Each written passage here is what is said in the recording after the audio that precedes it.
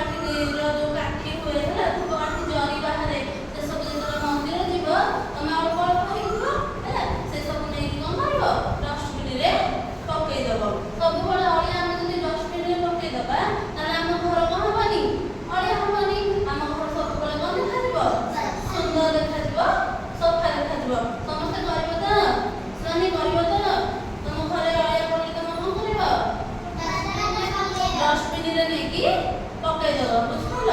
ଧର ଗୋଟେ କାଚ ବୋତଲ ଭାଙ୍ଗି ଯାଇଛି, ତମେ ଚାଲିକି ଯାଉଛ ସେଟା ଘରେ ପଶିଯିବ, ଠିକ ଅଛି, ଚାଲିକି ଗଲେ ଗୋଡ ଫୁଟିଯିବ ସେଇଟା, ତମେ କଣ କରିବ ତାକୁ ଚିରିକି ନେଇକି ଡଷ୍ଟବିନରେ ପକେଇଦବ।